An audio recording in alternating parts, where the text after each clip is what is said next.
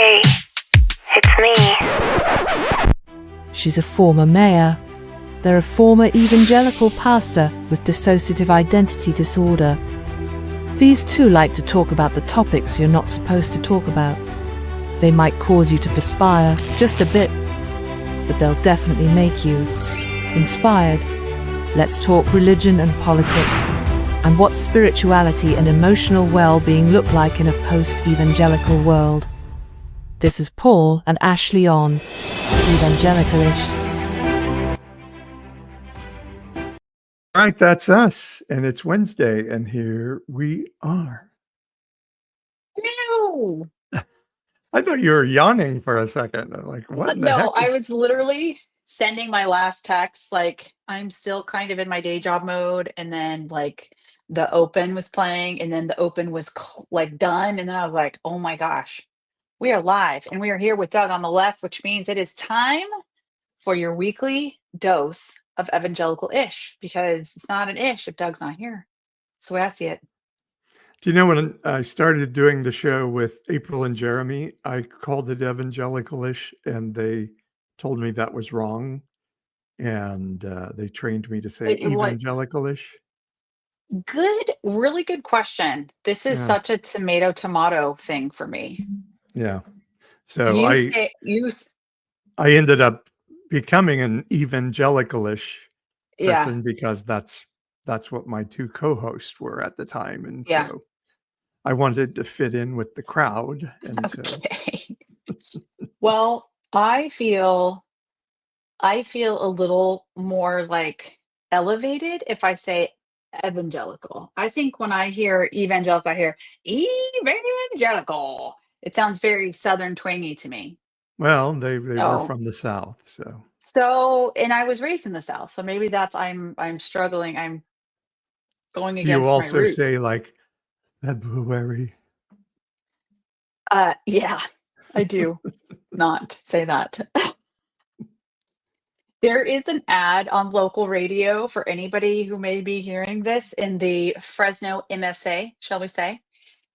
And it's a local heating and air conditioning company. And the whole joke is like, Freebuary, blah, blah, blah. Like something they play around with that to say, like, you get something free from them. And Freeberry.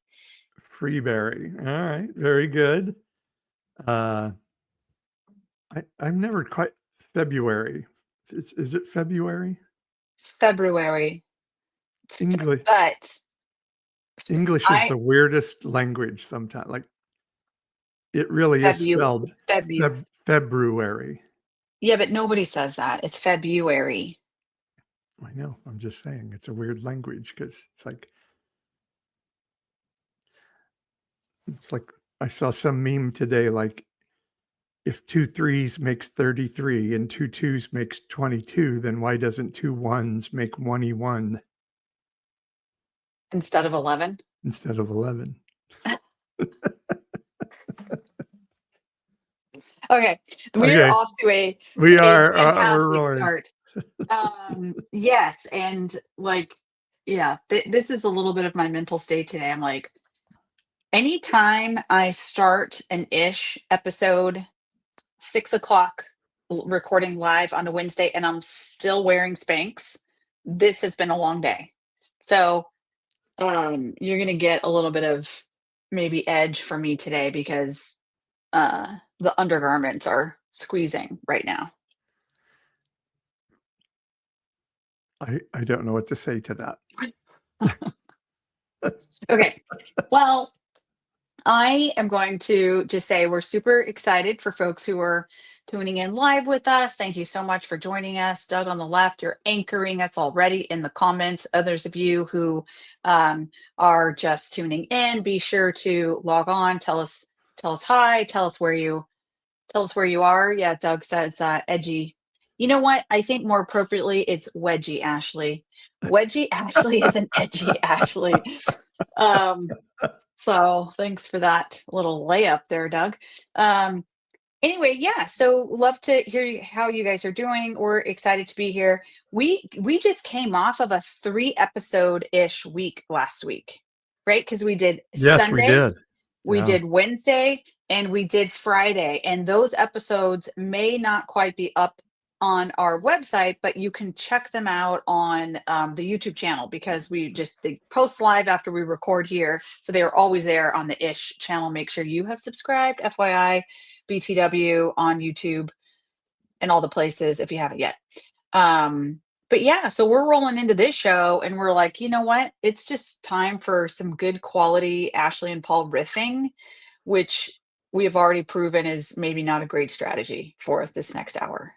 Yeah, but we're going to try it. We're going to try to riff. Guy is with us from Ontario, Canada.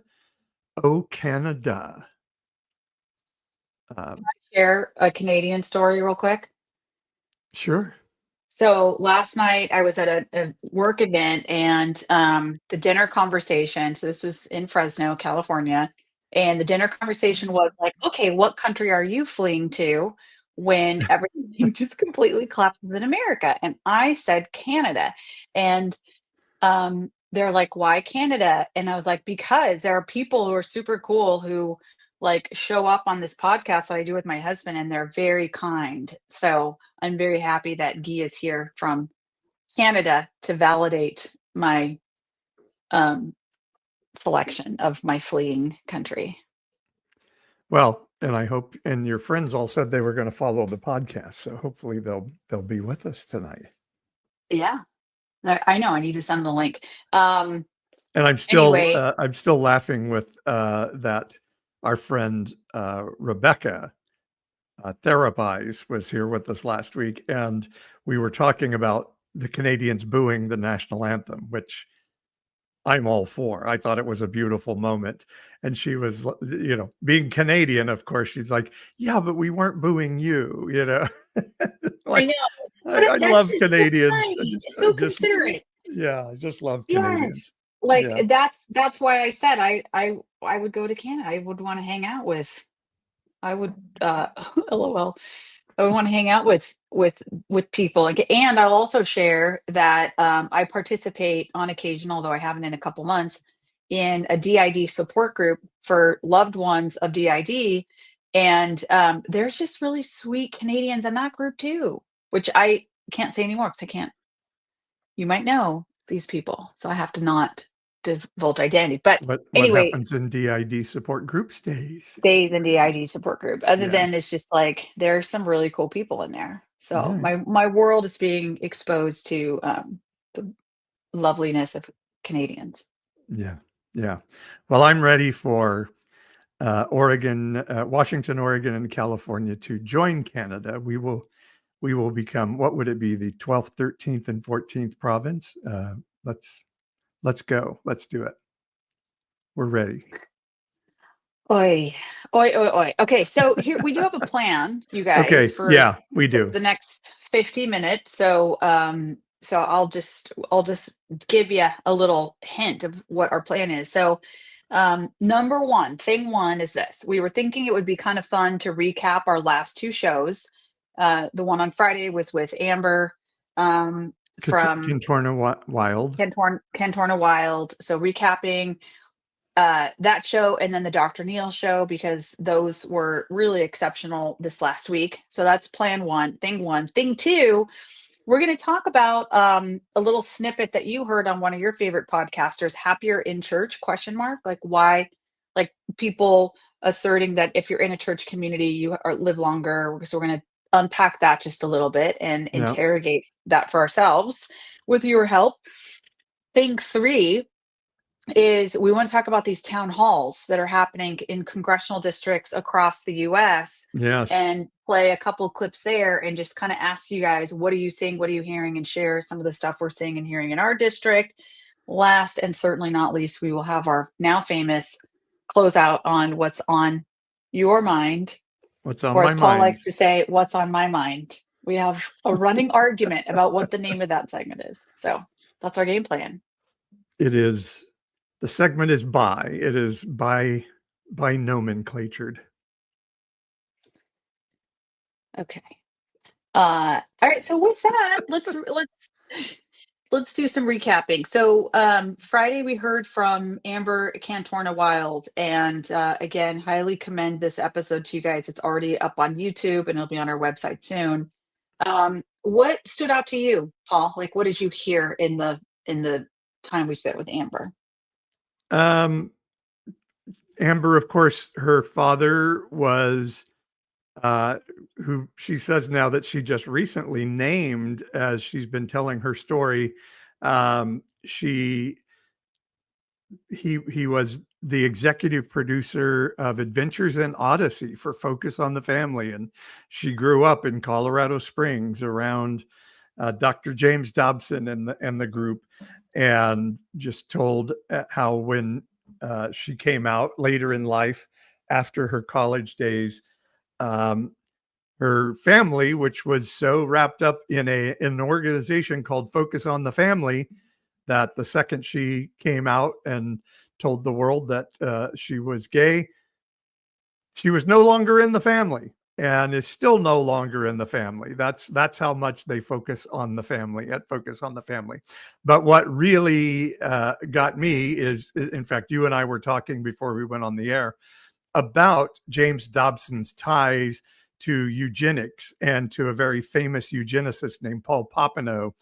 And you were a little bit skeptical about that idea. So we asked Amber about it in the show, and she said, oh, yes, James Dobson is a eugenicist, eugenics being the idea of desirable people having babies and less desirable people not having babies. And Paul Popenow was a man in the early 20th century who believed we needed to have white women have babies, and women of color needed to be sent to labor camps and do labor and be sterilized. And James Dobson studied under Paul Popenow, and Amber said Paul Popenow actually wrote the foreword to the original Dare to Discipline that was one of James Dobson's first famous books.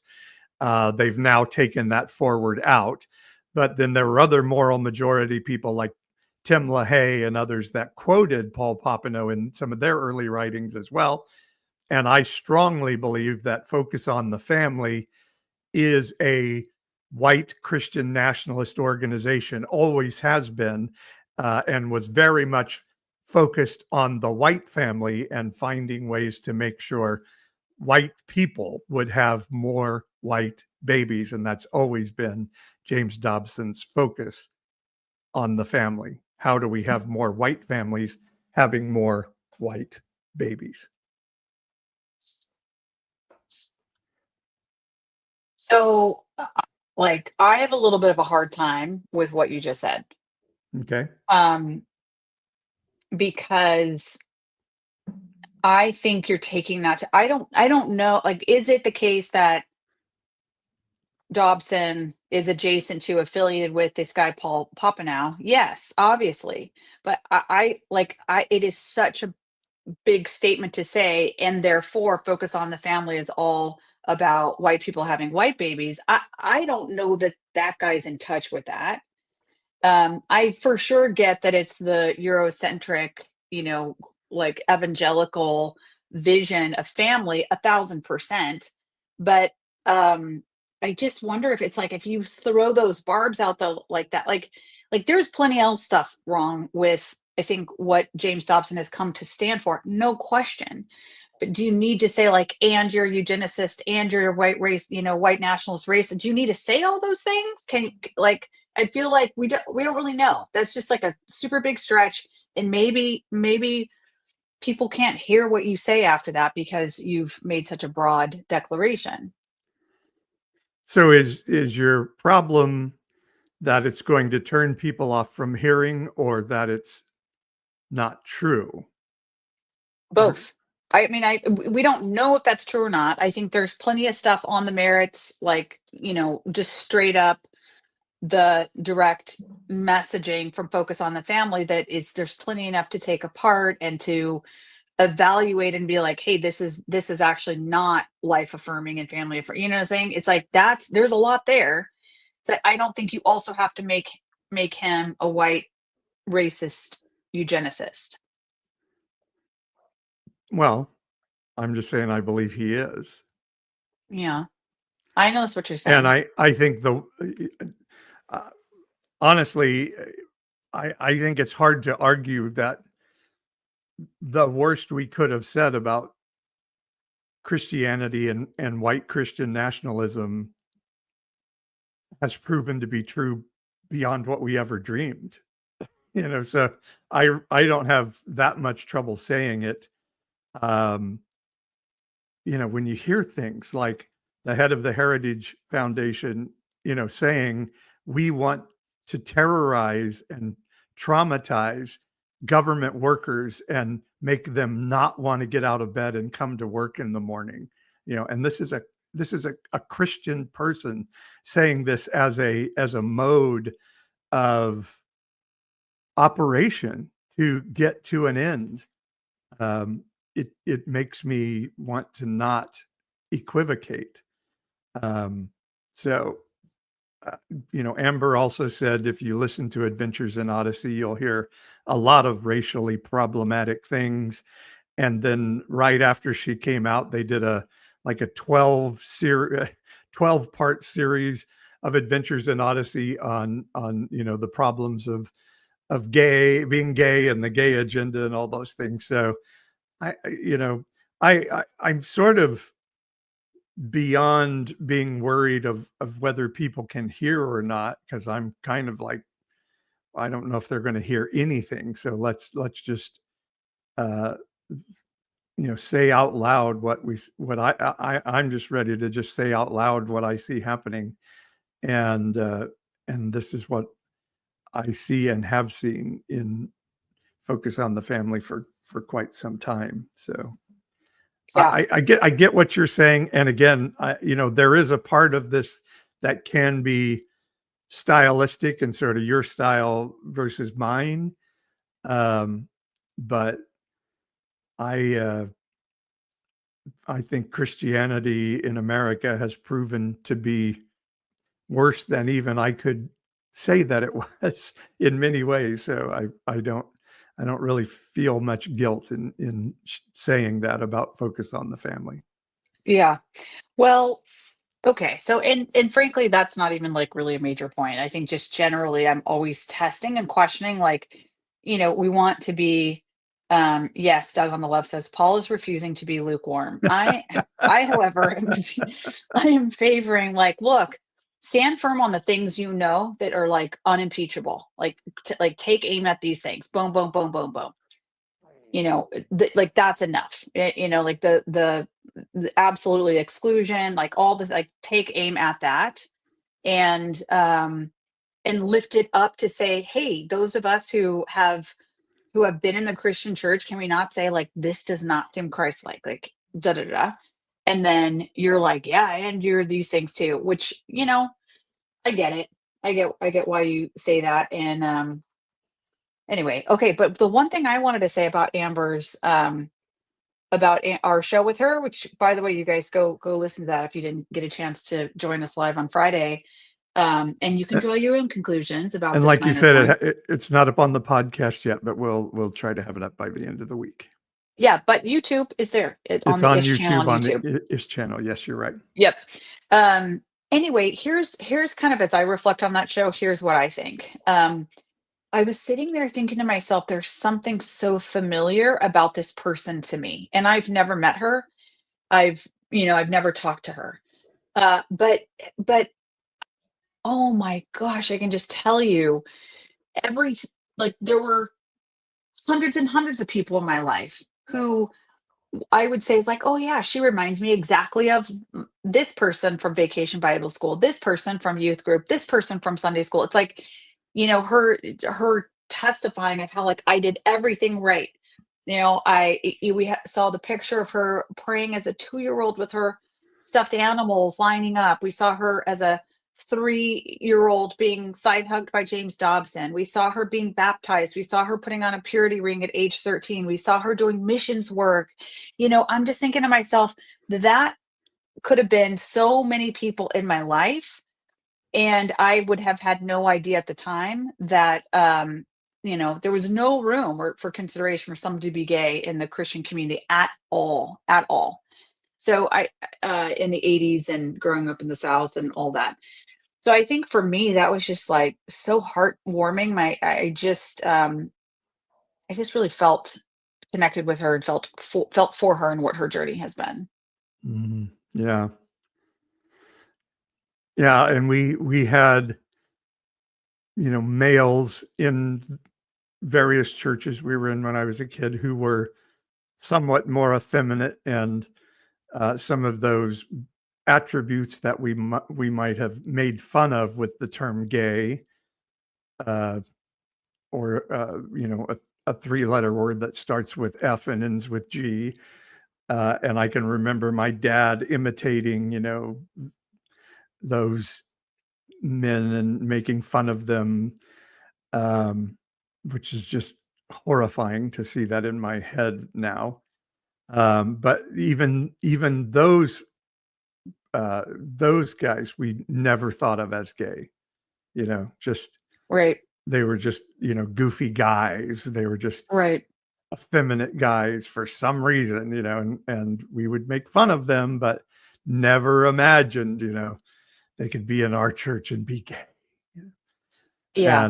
And there was one famous Christian singer who used to come to our church, and he died of AIDS. And I remember my dad using him in sermon illustrations of like, even good Christian, singers can be in sin and pay the price for sin and die. And so it was so used as, touch sin and die kind of things. There was no language. And even as I walk my journey out with DID and all the things, it's like she said, you were just never given language to even consider what was happening inside of us.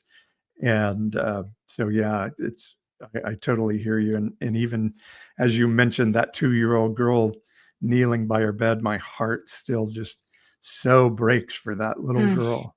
Oh Yeah. gosh, so precious. And the stories that I've heard you tell, and And she your got baptized twice, by the way. She has 2 yeah, pictures of her being baptized.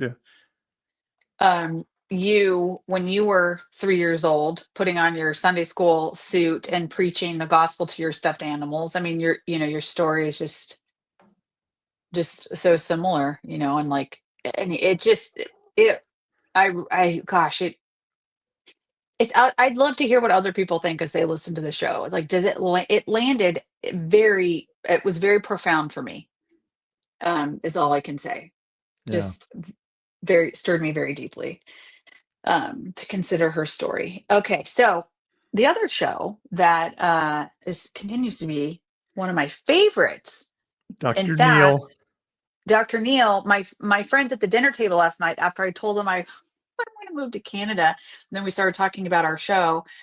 And then they're like, "Well, tell us about the kind of people you had." I'm like, "Oh my God, we have this guy who's like Aramaic Jesus and da da da da." And like, it's very much been, it's kind of, yeah, there's the book, kind of rocked my world. So I've read 3 of those little daily meditations. Okay, 3 of them. And it takes me several days to read through one, because it is so dense, Yeah. and so like there's so much to unpack. Um, but I'm going to share just one little thing from reading this book this week. I think it's the 3rd entry there, and it's like talking about, like, if it sounds like kind of like if you have conflict with friends or family, or like if you find yourself in that situation, this might be a good meditation. And it turns out I do have a little bit of conflict in my life. I know that's a shock. Um, but the practice, and he has the Aramaic version of the scripture, and da, da, da. Anyway, he's like, instead of trying to figure out what to do, how about spend some time just being thankful that you care so much about this person that you're in conflict with, and focus on that. Have gratitude for that person, that you have that connection. If you didn't have that connection, you couldn't be in pain from the conflict. Then he says, and just imagine, like, he doesn't say pray, but just like imagine all the love that's available for you two people in this situation and just meditate on that. There's so much love beyond what I'm aware of, beyond what this other person, and like just kind of that, just like hold that space and release that. And anyway, it was just a really cool way to, think through like, oh, I'm having conflict. I want to pray into this, but I don't really know how to pray anymore. And so this was another really great way to it, just, I don't know, just to like feel a spiritual resolution there. So, Yeah, and I loved having him on. He's very much involved in the study of mysticism, mysticism in the personhood of Jesus, and if that's a kind of a way to use it.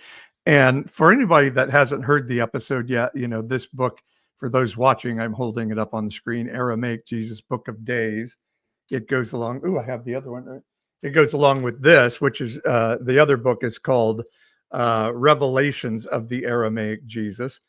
And it's Dr. Neal's way of taking the language that Jesus actually spoke, or the person that we talk about in the Gospels. Jesus was an Aramaic speaker.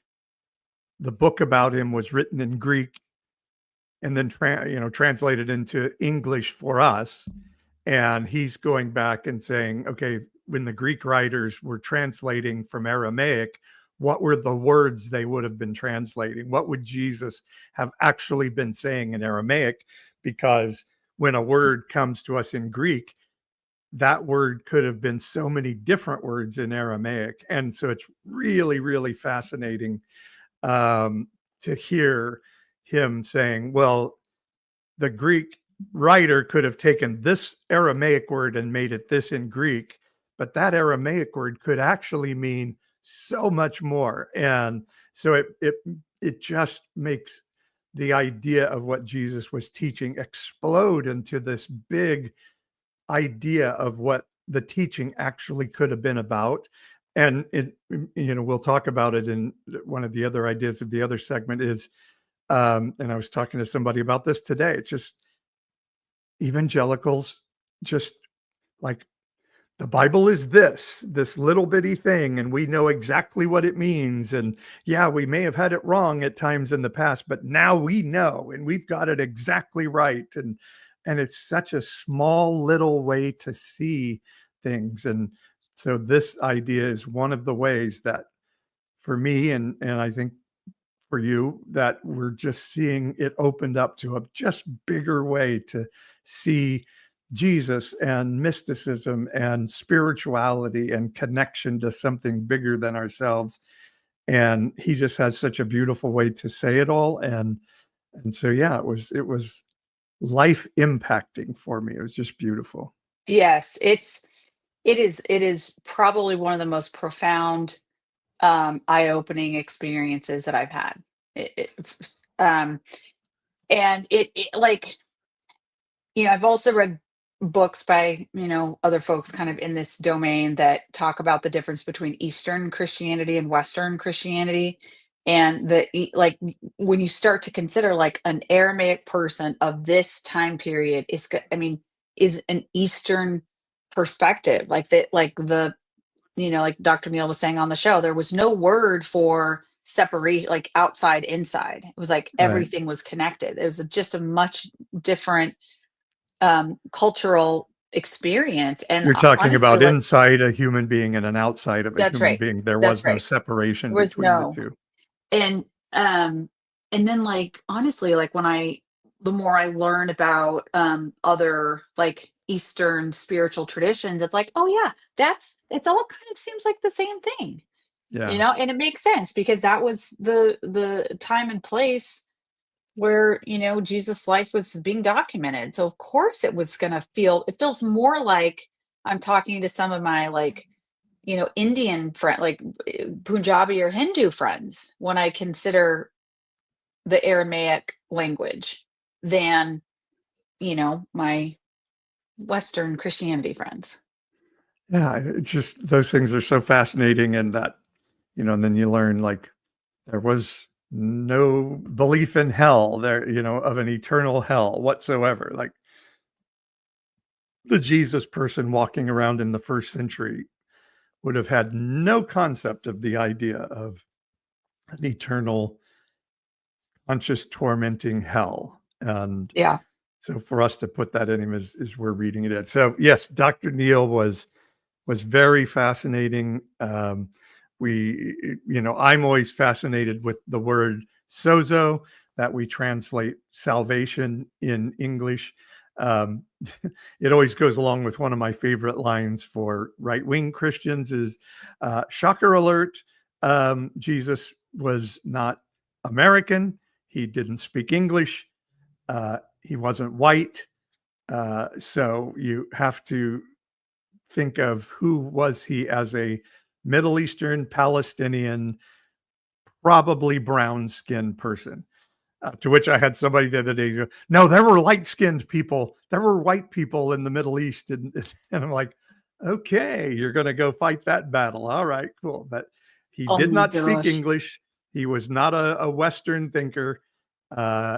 Eastern thought of those days was very, very different than our linear American type of thought. And so you have to try to understand what we're reading in the English translation of a Greek writer who's talking about Aramaic speaking people who are talking about a religion that was originally written down in Hebrew. So to think we know everything that it says, that we're not taking guesses at what's written down in English or wasn't tweaked by some men somewhere along the way who wanted it to say some particular things, So is pretty naive. do you remember we used to listen to Christian radio quite frequently, like when we were in the car? And Hey, yes, we would love. listen to K-Love, we'd listen to Adventures in Odyssey. Once we had young kids, we would listen to James Dobson, etc. And there used to be this guy, J. Vernon McGee. Oh And my we would gosh. we didn't like turn the dial to specifically listen to him, but if he was on, we wouldn't switch the dial, J. Vernon McGee. Yeah. And I remember explicitly him preaching an entire radio sermon on how Jesus could not have had long hair. Yeah. Like that in fact, it was proven that Jesus was a man with short hair. I remember very well. R.I.P. J. Vernon McGee.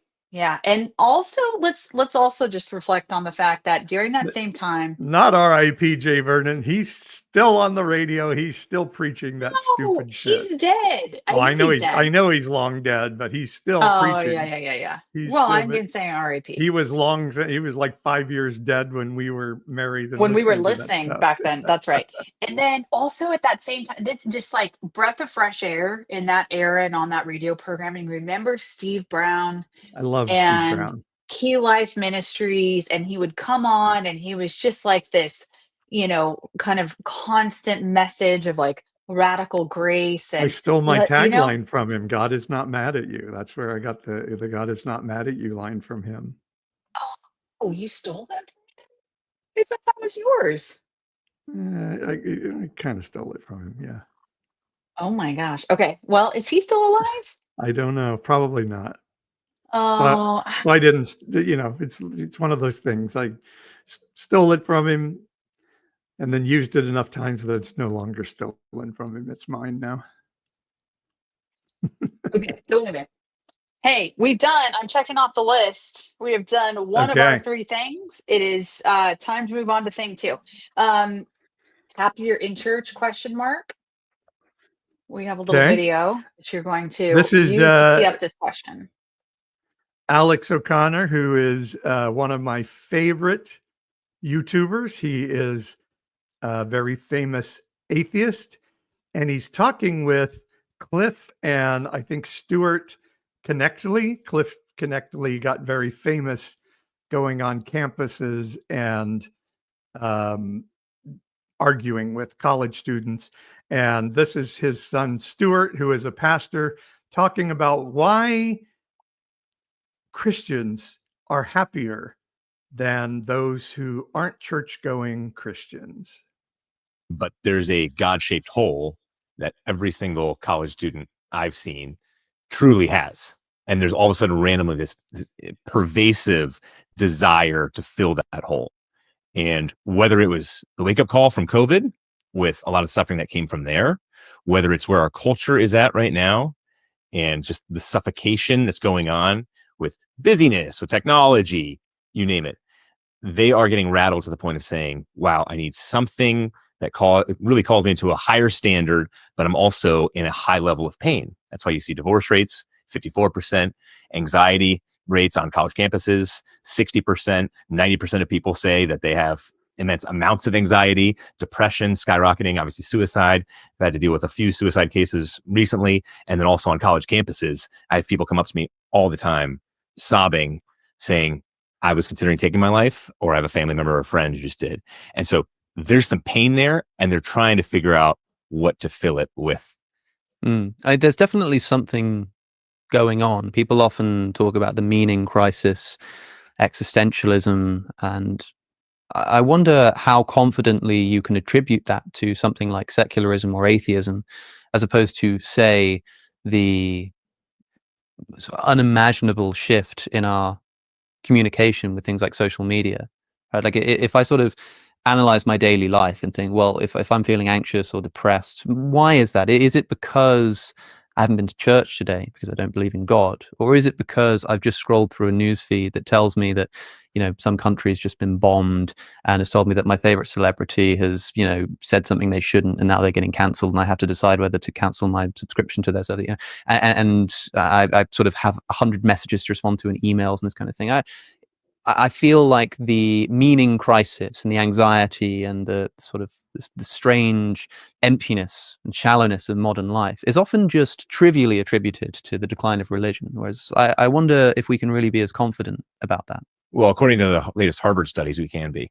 Now we're talking. And now we're talking is right. And so one was titled if spirituality could be put into a pill, it would save endless amounts of lives. So Harvard has done 3 different studies over the last few decades on religion and mental physical health, and so longevity. And so the latest one was those who go to church, doesn't work with social clubs or anything of the like, church weekly, the women have a 60% higher chance of not remaining hooked on drugs. Emotional well-being skyrockets, longevity skyrockets, and those who bring their kids to church on a regular basis, those kids in their 20s have a much, much higher percentage of well-being, happiness, and flourishing. And the studies are longer than that. Like obviously altruism skyrockets for those who go to church and that sort of thing. So this is a very secular, slightly academic study that has shown this numerous times. So I think the meaning crisis, yes, it has a lot to do with church. I think you probably know Andrew Delbanco, who wrote The American Dream. He was a secularist, and he charted the history of the U.S. and showed how it wasn't too long ago when the nation really elevated God and church. And then it kind of shifted to patriotism and focusing on country and fighting for your country. So still something outside of yourself. But now secularism has poisoned our nation because it brings a high level of individualism and a focus on the self rather than something higher. And by doing so, that's why there's a meaning crisis. So, what are your thoughts on that? First of all, we have the name of this episode. Do you have a God hole?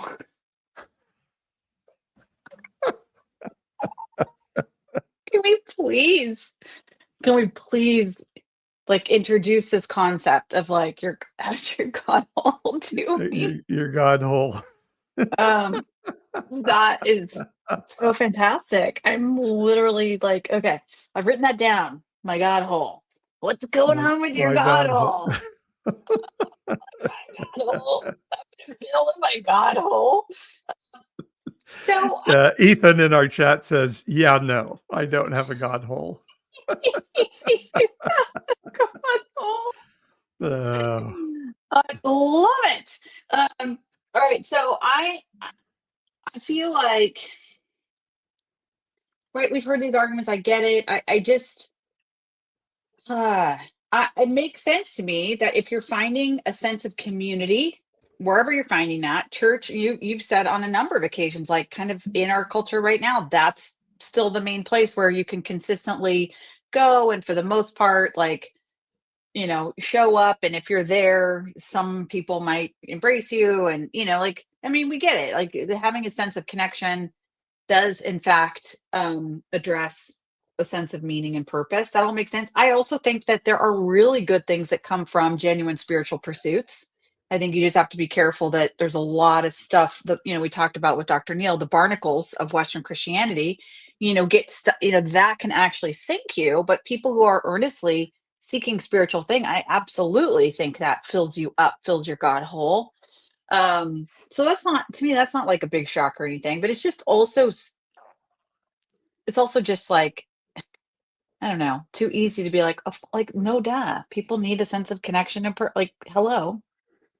Well, Yeah. and I think there is a concept of ignorance is bliss. The line at the beginning of the Matrix movie trilogy, when Keanu Reeves is offered the blue pill and the red pill, you can take the one pill and go back to knowing nothing and, living life as you knew it. Or you can take the other pill and know the truth. But all I can offer you is the truth. I can't offer you anything more. I can't make you any guarantees. And I remember I had a client in my emotional and spiritual well-being coaching, and she said, my Christian friends told me that if I deconstructed my Christianity, my life would be a mess. And she said, you know what? They were right. My life is a mess. And that's the thing of like deconstructing your faith. All you can offer is the truth. But I think, and that is messy. Like all of a sudden you are destabilized because you don't have the comfy box of we know everything.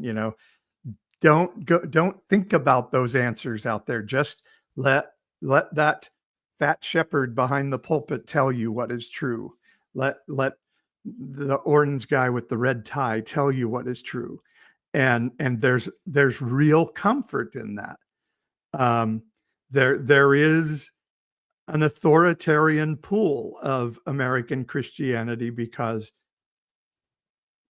God's got it under control. The experts in our, the people in charge of me have it under control. I don't take responsibility for anything. I have permission there. So yes, there is a comfort and a value in that, but you're not living. You're not pursuing truth. You're not experimenting with the world. You're not fascinated and pursuing reality. You're living in a pod. That's why the Matrix movies are so poignant. You're living in a zombie world, being told what to believe and know and do, rather than pursuing truth. But truth is messy. Cemeteries are neat, nurseries are messy. Yeah. Nurseries have a life, and cemeteries are death. And so, And yes. So I think do- all of that is true, but it's determined. Do you want to know truth or do you not want to know truth? Well, and like I think you can be in a church setting with a heart for spiritual pursuit and a heart for truth, and I think you can benefit. I think there are you may not fit in with that faith community for too long. It's a pretty special faith congregation that allows for that kind of perspective, and not just like kind of a dogmatic evangelical, but I do think it's possible. Another thing I would take issue with, the younger guy, the son, Yeah. was saying that secularism has forced this focus on individualism, and like the church is needed to, I guess he was saying, you need the church in order to have that focus on the broader whole, the community, etc. But what we're seeing right now, this is the problem. I understand why you would say that, but this is the problem. our church institutions today are, when they say like, oh, focus on the community, the whole, they only mean who's in that box. They don't Right. mean who's outside that box. So I actually feel like, I mean, I see this everywhere, like the political religious church is in fact what is keeping people from feeling a sense of connection to their neighbors. Because Right. if their neighbors aren't in the same church, then they're the enemy. Right. So They can totally write them off because they're not yeah. in the So I would kingdom. really challenge that. I mean, I feel like that was a talking point when I was growing up, you know, like secularism and la la la. But man, oh man, like try just connecting outside of your church community with people who aren't in your same faith bubble. And like, I mean, the church doesn't really support or foster that. You know, like again, the evangelical sort of political evangelical church doesn't. There are many I will say I'm inspired even today. I'm inspired by some things that are going on in our own community that the liturgical churches are leading. It's pretty freaking awesome. So like, whatever. I mean, it's, Well, you know, what is more individualistic than I'm going to heaven and you're not? that's right. That's God's exactly going to right. God's going to That's take right. me out of this earth and blow it up so I don't have to care about the long-term future of the planet. What's Right. more individualistic than that? I don't have to That's care about generations and generations and generations from now, you yeah. know? So, and there's always this narrative of, well, Christians give way more to charity than non-Christians. Well, that's totally bloated by Christians give into their own community to buy sound systems and comfy chairs and all of these things, and then they call it charitable giving because they get to write it off on their taxes. But truly giving to take care of other human beings, I don't think it's true. So I find his claims to be very, very, very suspect at best. Okay. So, question, do you think we have time for thing 3? Thing 3 is our town hall sort of survey of things that are popping up with these town halls across the country. Do you think we have time to We've got to at least run the tee it video of up? I agree, because yeah. this is such an interesting and hopeful thing. So I think you're right. We should So do you take a want to quick run the look. football player, which is not related to Doge necessarily, or do you want to run the people upset about Doge? Let's go Doge upset, please. Okay. All right, let's do it. Okay, here we go. When will you stand up to them and say that is enough?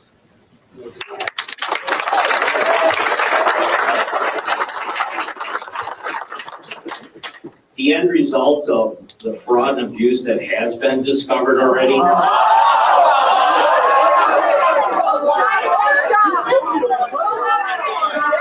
Absolutely no proof. Ooh, that's going to leave a mark. I'm a registered Republican voter and retired active Army officer. How can you tell me that Doge, with some college whiz kids, has determined that it's okay to cut veterans' benefits? Did you know that the VA was in charge of payments for illegals for housing? Basically, the VA. No, I'd like for you to send me. Could you send me that reference so I could research that? Because no, I'm not aware of that. And I would tell you that that's a red herring, a false flag. If you're throwing that kind of political stuff up, trying to cut veterans' benefits, that's very alarming to me. It's clear from all the writings of our founding fathers that our great republic was never meant to be ruled by a dictator nor a king. So I would like to know, rather the people would like to know, what you, congressmen, and your fellow congressmen are going to do to rein in the megalomaniac in the White House.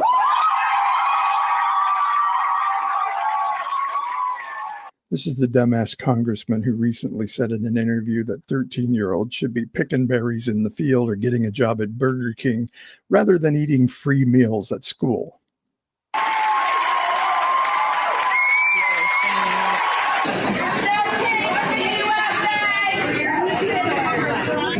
When you talk about tyranny, when you talk about presidential power, I remember having the same discussion with Republicans when Biden was elected. That did not go over well. Shit is over. I understand trying to do more with less. That's reasonable. What's not reasonable is taking this chainsaw approach. Why is this being jammed down the pipe so rushed and sloppily? President Trump has issued a lot of executive orders, and I think across the board, he's done some very good things. I think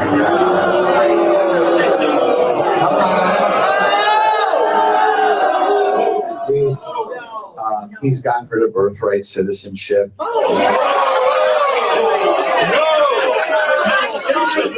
Illegal as hell.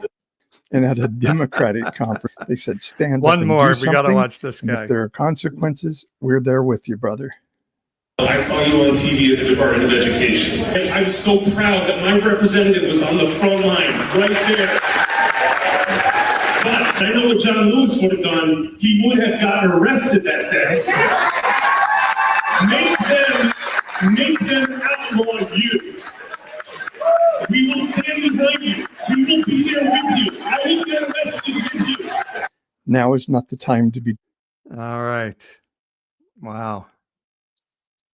I mean, I'm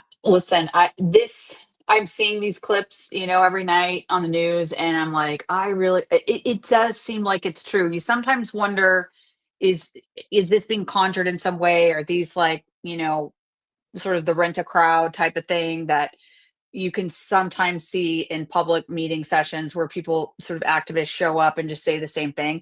Nothing of that seems like everything about what we just watched, and I hope this is true, is the genuine sentiment of voters in these congressional districts that are absolutely fit to be tied. Like, I'm super curious if people who are listening, if they're seeing this sort of thing in their congressional districts. Well, it seems like maybe we are in ours.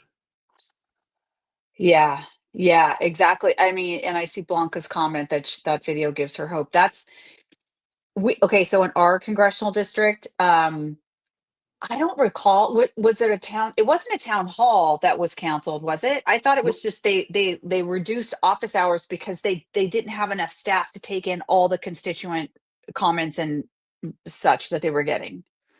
So, friend of ours, I saw on Facebook say a town hall had been canceled. I don't know that. Okay. I don't know that for a fact. But then the same day, I receive an email from our congressman saying office hours in our town are being limited. And it seems interesting, to say the least, that this is happening at this moment. And at the moment when then, of course, was it last night that they passed the budget bill that is whacking tons of Medicaid benefits, right? Medicaid Medicaid, benefits. which budget analysts are pointing out that that rural healthcare, which is predominantly right-leaning congressional districts, is hanging on by a shoestring across America as is. And if you cut Medicaid, this will mean the closure of dozens and dozens of rural district hospitals. And I mean, I feel like it's like the water level is rising. And I think it's like chin, I think they're at the chin level, of like, oh, this is really creeping up, and it's starting to actually swirl in their political worlds. Yeah, I was just reading a story before we jumped on here that the top 5 largest claims of waste, fraud, and abuse on the Doge website have disappeared without announcement. Well, their top 5 budget cuts that they had Is that represented the that they had made. Now okay? they've been pulled down because the New York Times, I think it was, fact checked them, and they were inaccurate. Yeah, So those disappeared. Yeah. yeah. And my fear is part of this plan all along has been just keep yelling waste, fraud, abuse, waste, fraud, abuse, waste, fraud, abuse.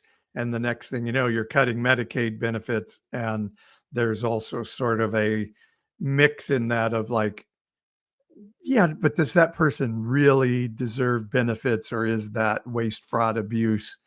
Um, it's so evil to me, and it's a drop in the bucket of the federal budget. I mean, it's Yeah. nothing. And I was reading also, I think in the Washington Post, that the there are massive amounts of people looking over Medicaid benefits and Medicare benefits for fraud all of the time.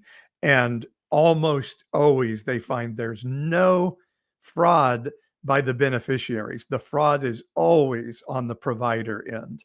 Yeah. Um, In and in the and so system. Yeah. yeah, so acting like there are 150-year-olds, uh, you know, dead people receiving benefits.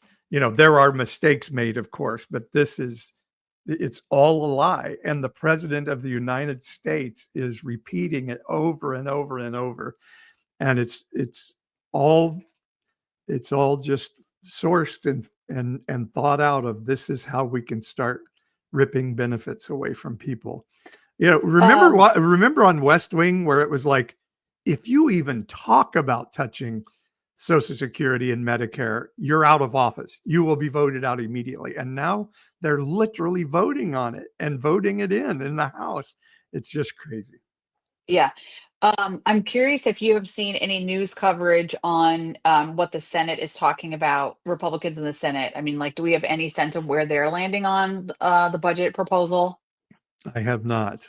I I have haven't not. seen it either. Hopefully there'll be some coverage of that in the next couple days. But yeah, it's I nuts. didn't think it could pass the House. I thought there was no chance it would, because you only need 2 Republicans God. to say So no I in the know, but House. I mean, like, I saw the news coverage of like Democrats coming from across the country, one with a 4-week-old baby, one with a, just out of the hospital with a surgery and infection, et cetera. Like, I don't know what the actual roll call was, if there were some people missing or whatever. But I mean, look, there, the concern about the budget is real, which is why you should not be giving another tax cut and, like, Yeah. costing trillions of dollars over the next 10 years. Like, that's like, yeah, I don't know. Well, It's I mean, I haven't looked into it again. I'm talking from what I hear, and I tell people not to do that. So I may be irresponsible, but everything I hear, raise the cap. Like, why is there a limit on how much money you could make and still be taxed with the Social Security tax? All you have to do is raise that cap and you fix the problem. That Social Security is taken care of. I think it's like $160,000 or something. And if you make more money than that, you're not paying any more Social Security tax on it. It makes no sense whatsoever. Why do wealthy people not have to pay their fair share of taxes on Social Security? That makes no sense whatsoever. By the way, I did want to add in a couple of other things that are the craziest things I never thought I would see in America. The United Nations, on the 3rd anniversary of Russia's invasion of Ukraine, passed a resolution to condemn Russia for invading Ukraine. The only people who voted against it, the only countries that voted against it, were Russia, Belarus, a Russian puppet country. Did somebody see Pudgy? Russia, Belarus, Hungary, which is a dictatorship in Eastern Europe, North Korea, which we all know what North Korea is. And do you know what the one other country in the world that voted against condemning Russia for invading Ukraine was the Lord. United States of America. Holy fucking shit.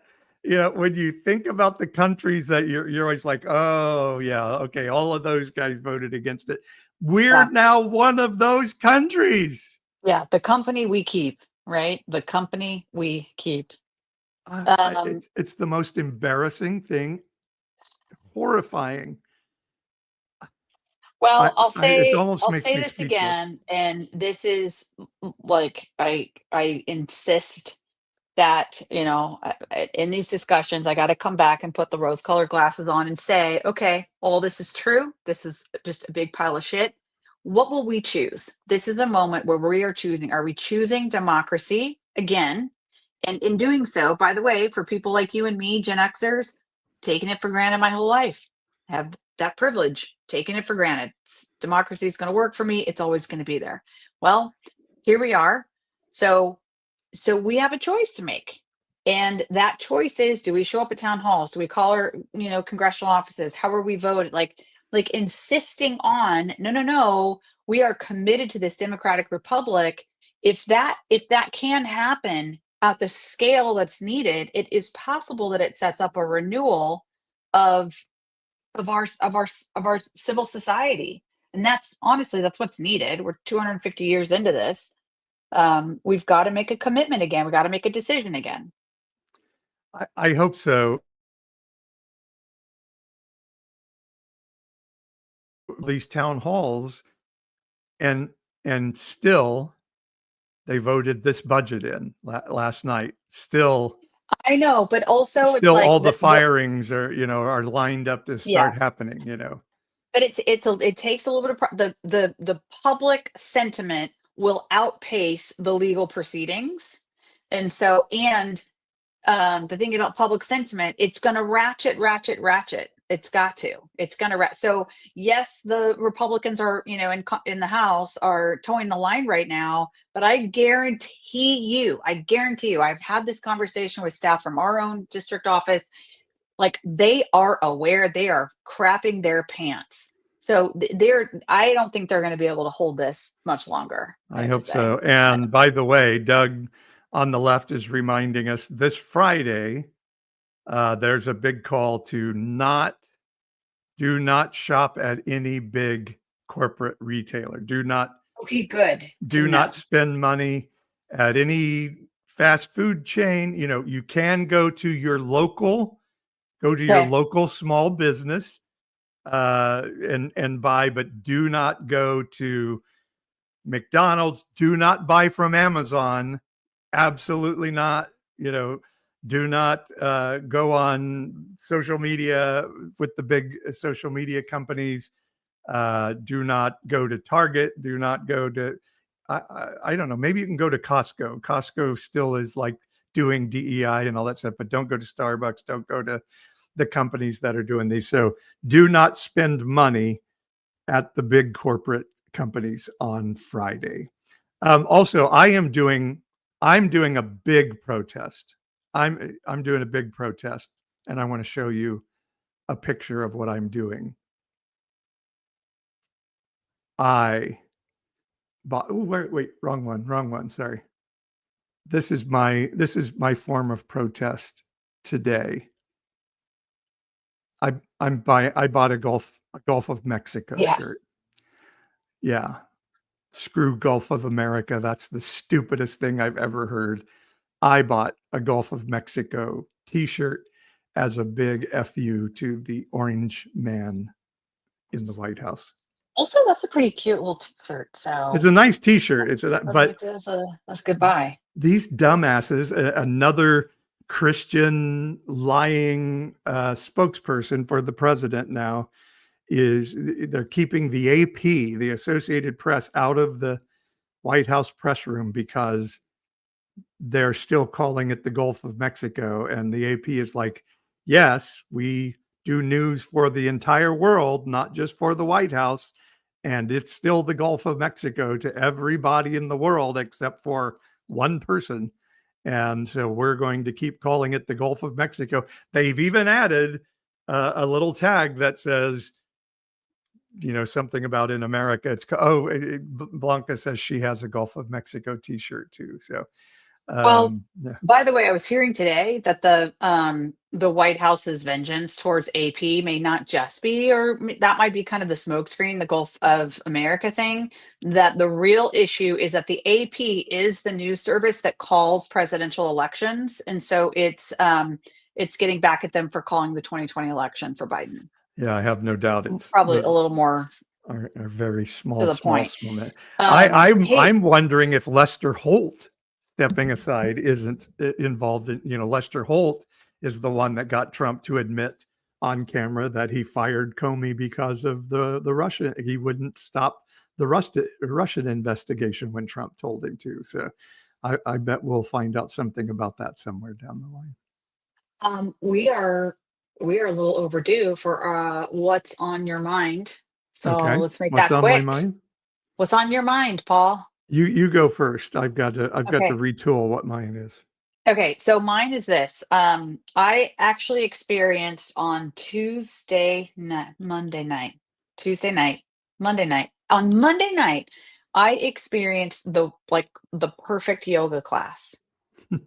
Um, Is that I'm like The telling you what. Perfect Cheer with Will Ferrell and Sherry O'Terry? It's similar. It's like this has never happened for me before because I've been doing hot yoga now. So I'm starting my 4th year of doing hot yoga. And like I'm around all these people who are just like, oh, I just come in here to meditate. And I'm like, yeah, I'm meditating on how fucking hot it is and how freaking painful this is. And like my meditations are not calming, but I'm gonna stick with them. I'm gonna stick with it. And then I go to the perfect class on Monday. My body could do the things. I loved the heat. It was my favorite teacher. And it was like, for the first time ever, I was like, actually, I'm feeling a spiritual connection with this physical meditative practice. And I'm obsessed. It's like a golfer who has the perfect golf swing. And then they're like, I can't stop thinking about the sound and the feel. And I can't wait to go back. That's what I experienced on Monday night in hot yoga. Nice. Yeah. What's on your mind? Perfect yoga. What's on my mind is I had an interview today. I haven't been on interviews in a long, long, long time. I'm working on a master's in marriage and family therapy. So part of the process is having a practicum. So I have to do free therapy work for a local therapy group, and had an interview. And so they the school that I'm going to, they say, here are some things you might want to ask when you go to interview with these groups. And one of them is, what type of modality of therapy care do you do? And so I have a few friends who are therapists as well, and so I kind of asked them about some of these things as we go. And so the last interview too, I had, I was asking, like, so what type of therapy modality do you do? And the person is like, therapy modality, but therapy modality, and I'm like, like, what type of theory of therapy do you? Like, oh, that shit. Yeah, no, nobody cares about that once you get out of school. You know, when you're in the room with somebody, you don't care about any of that shit. You just Real world. yeah, Real talk. you're just in there doing therapy and just taking care of people, and we're collaborating, and yeah, no, you bring whatever you bring, and we'll do it. We'll take it. And that's what I hear from every therapist. I'm like, boy, we're learning about Bowenian theory of therapy. What do you think about it? And they're like, which one is that? And you're like telling them, they're like, oh yeah, another white guy telling us how families, another old white guy from the 40s telling us how families should operate. Yeah, right. Okay. Yeah, you won't ever think about that again once you're starting to actually do therapy with people. So I'm spending all this money to go to school to learn things that I'll never ever use it. But it's actually quite fascinating. It's almost like doing therapy school is just learning how human beings operate and function, and how human Yeah. families operate and function. And it's really, Yep. really, really fascinating. Yeah. Well, I'm glad you're doing it because I think there's a lot to be unlocked, right? Both for you as well as people that, you'll be in position to help because you Yeah. did the work to get the credential. So that's a good thing. Yeah. It's a good In, thing. so, All in right. some ways, it's just an endurance test to see if you can get through it. Yeah. Hey, we're 9 minutes over time. Thank you Okay. everybody for hanging in there with us. Don't forget that if you haven't already subscribed, please go to YouTube and do so now. You can also go to our website, evangelicalish.com. You can sign up for a free newsletter, which is going to tell you things like, oh, this week we have 3 extra shows. You should really check it out. You can also sign up to support what we're doing here. I always like to say it's not expensive, but it's not free. And there are things that we got to pay for. And so your support helps keep us on the air. Just tell your friends that you think ish is like a cool thing that you listen to. Let's try to build the audience here because we love hanging out, talking to each other, and we love talking to you guys. We'd love to grow this space. And if I can just all echo right. that real quick, it's really important that you guys do that. We say it, subscribe, go to the Evangelicalish YouTube page and hit the notification bell so it'll tell you when we're coming on live. But those things really do matter. They really make YouTube and particularly in the meta world on Instagram and Facebook, we're definitely getting Zuckerberged. And so every time you interact, you like, you comment, you share, you tell somebody, you're helping us try to get out of Zuckerberg jail right now. So it Let's really do it. matters. Yeah. Let's beat the bots. Let's do it. People Yep. power over bot power. How about that? Yeah. All right, everybody. We will see you next week. Keep your money on Friday. Power to the people. Take care. Love Bye, you all. everybody.